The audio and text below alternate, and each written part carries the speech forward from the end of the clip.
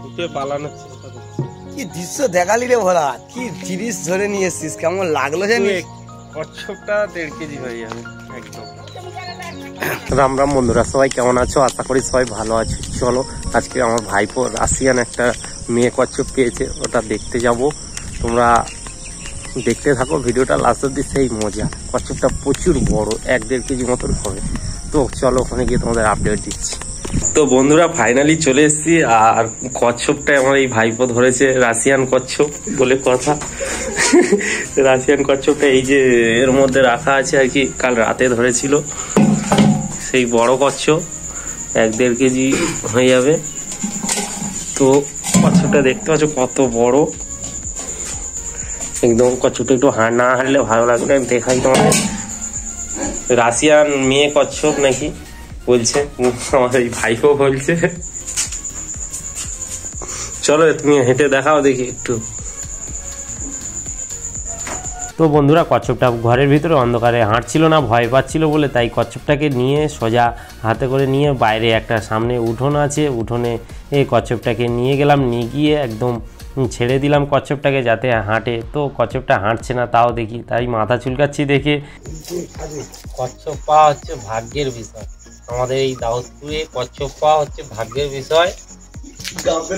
হ্যাঁ, কেননা এই কচ্ছপ পেতে গেলে তার ভাগ্য দরকার, কারণ কচ্ছপ পেলেই সবাই খেয়ে নেয় কচ্ছপটাকে। কিন্তু ভাইপোর মায়া লেগে গেছে, কচ্ছপটা রাশিয়ান কচ্ছপ বলে কথা।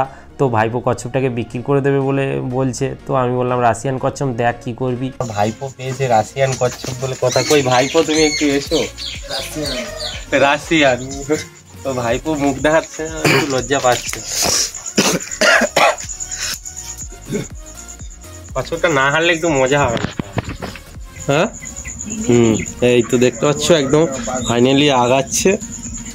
এই হচ্ছে 1.5 কেজি হয়ে যাবে কচ্ছপটা। কত জোরে ছুটছে দেখো। তা দেখতেও বেশ মজা লাগে কিন্তু। ও সুন্দর ভাবে, সুন্দর ভাবে। যেও না, ধারে যেও না, আমার মুখ ঢুকিয়ে নিচ্ছে, একটু দূরে যাও। একদম মন্দিরে গিয়ে বসে পড়েছে, ছুটে পালানোর চেষ্টা করছে।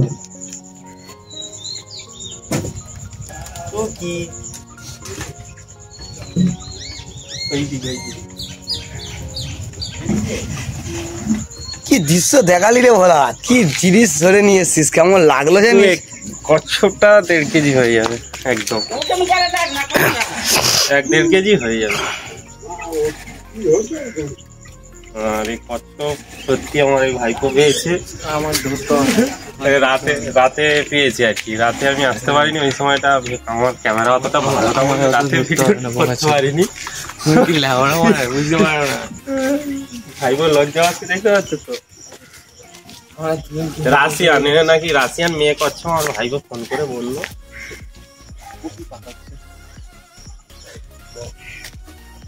বিষ্ণু ওখানটা কাট রাখ, বিষ্ণু।